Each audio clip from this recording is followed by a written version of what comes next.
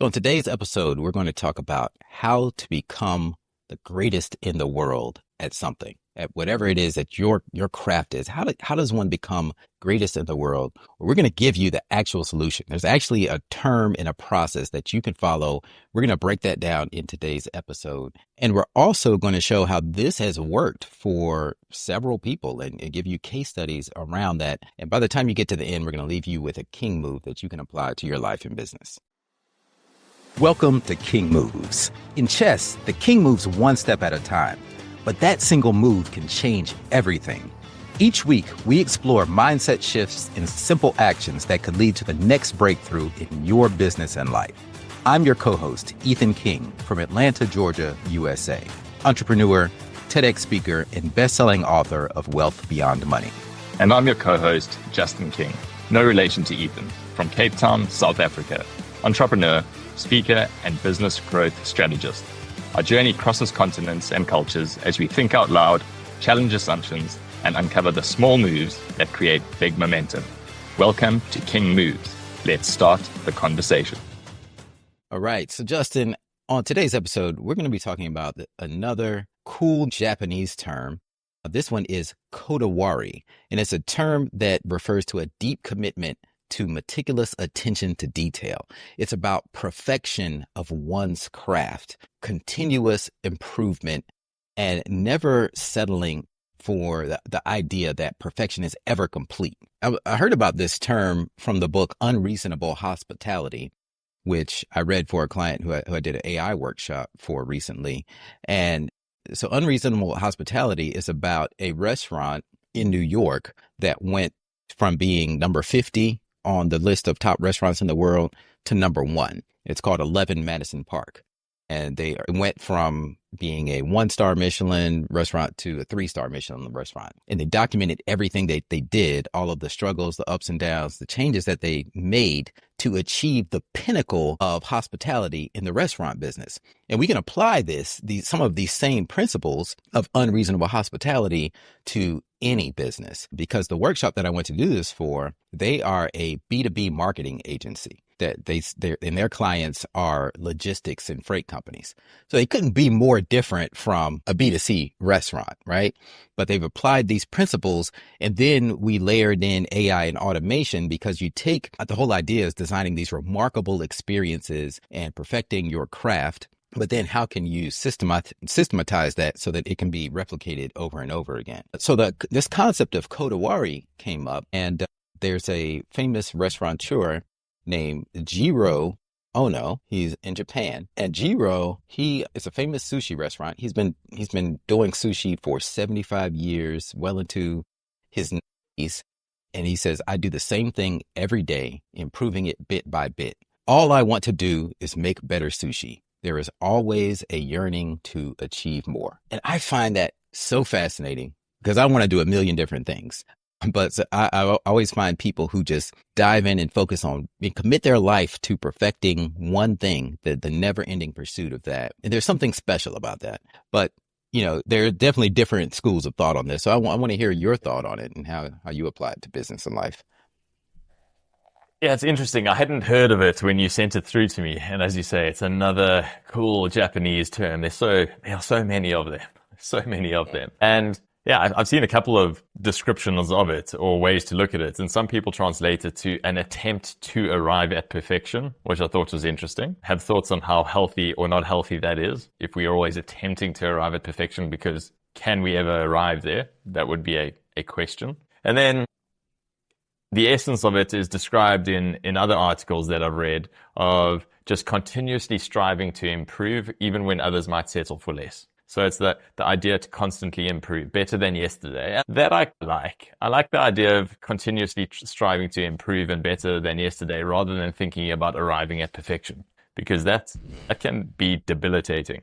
And I think anybody that strives continuously to arrive at perfection, and I'm going to use this word loosely, there's not going to be much balance in their life. It's going to be at the detriment of something else, at the cost of something else. And that's, everybody gets to choose that. That is absolutely everybody's choice on what they want that to be. But yeah, it would be interesting to know what one has to give up, or or who, that's the other side of it, what one has to give up, or who is impacted in my pursuit of being perfect at one particular thing. Because man, that's a big commitment to make and a big thing to tackle. That's a huge commitment. And I guess the benefits of it are you achieve this recognition, celebrity, if you will, whether it's for you or for your brand. But I remember now this, I had forgotten about this, but I watched the movie. It's called Jiro Dreams of Sushi. I think it's on Netflix or one of the streaming stations. But it's it's a documentary about this guy's life in his restaurant. And like only 12 people can fit in this little restaurant. It's 3 Michelin stars. But to achieve that level of greatness in your craft, in your industry, you got to have intense dedication. Look at someone like, when it comes to acting, someone like Will Smith. He talks about it in his book, like his relentless dedication. He had a goal to become the biggest movie star in the world and focused on nothing else but that thing. In Unreasonable Hospitality, they had a goal of becoming the #1 restaurant in the world, of becoming a 3-star Michelin restaurant. And they achieved that thing. They focused on nothing else. So yeah, if you are that laser focused and dedicated to the pursuit of perfection, that's not balance. Some things will fall to the wayside. Yeah. Your family, your friends, your friendships, your relationships may suffer. Your health may suffer at times. But are you prepared to give that up for greatness? And does one really have to give that up for greatness? I guess is also the question. Yeah, it's a good question.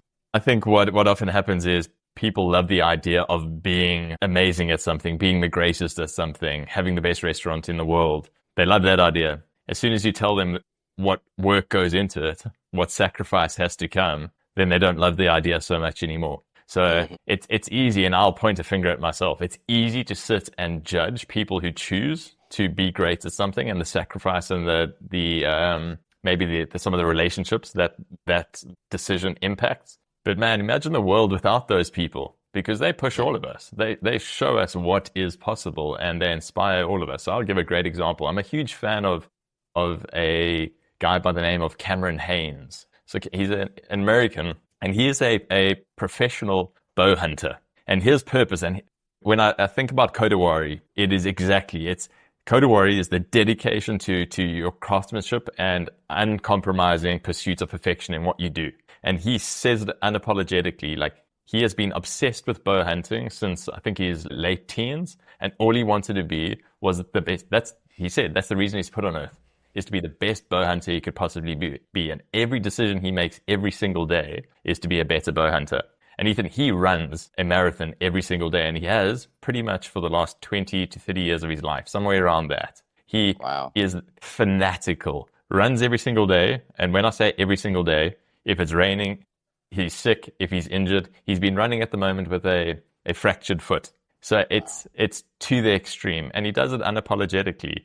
He shoots his bow every single day, and he lifts. He gets into the gym every single day while working a full-time job, which he did for 20 odd years before transitioning into now being a pro and creating content and all. And wait a minute. Wait, you're saying bow hunting, like he's shooting a bow and arrow, hunting animals. Hunting animals. And he runs with a full-time job. He ran a marathon every single day and worked out. That's his training. So the bow hunting season is a short period. I think it's in September or something. It's a short period.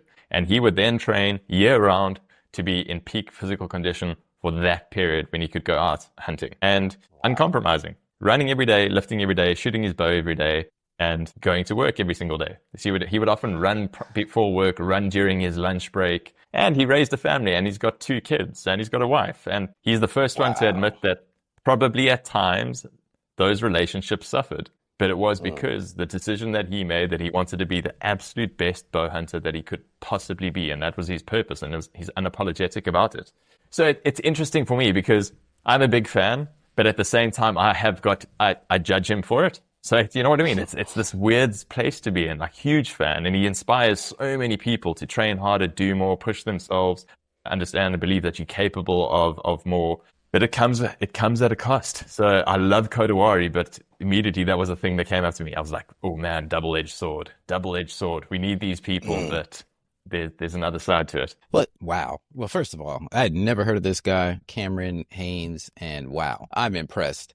And the fact that he is able to do that or was able to do that and have a full-time job, if you're listening to this, there are no excuses.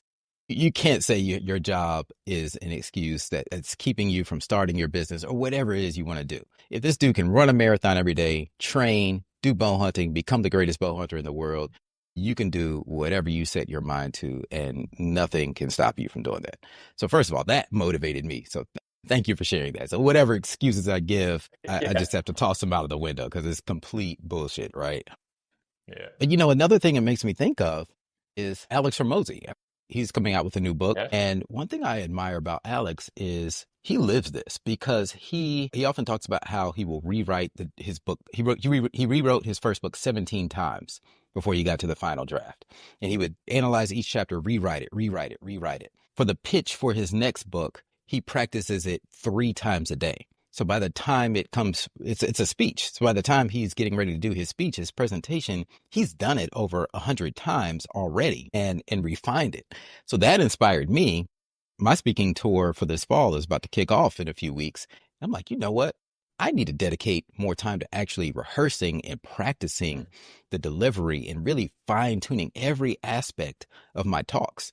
I mean, they're already good, but it could be great. It could be excellent.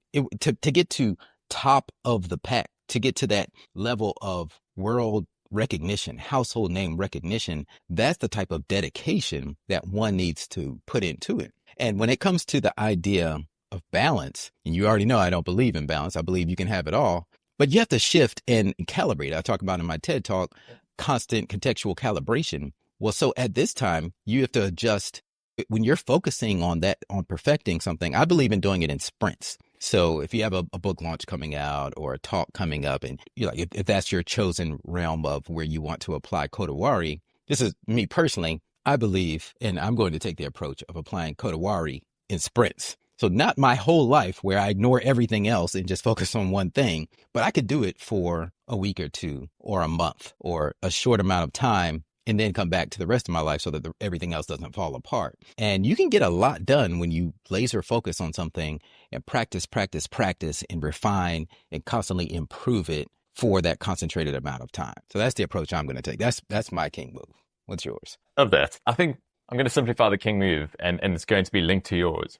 And you spoke about being laser focused, choosing what it is that you're wanting to do, how you're going to practice to master that particular craft. When doing that, also be crystal clear and specific around what the things are that you're willing to give up or sacrifice or not do. It doesn't even have to be sacrifice. It might just be not binge watching Netflix. But what are the things you're going to stop doing so that you can allocate that time to the thing to become the best at what you're wanting to be at that craft? So I think that's key. Be specific about what you're going to say no to so that you can say yes to the time allocated to perfecting your craft. Love it. That's a wrap for today's episode of King Moves. Remember, in chess, like in business, one right move can change everything. Take today's action step, make your move, and build momentum. If you found value in today's episode, share it with someone who's ready for their next breakthrough, and don't forget to subscribe so you never miss our weekly conversations. Until next time.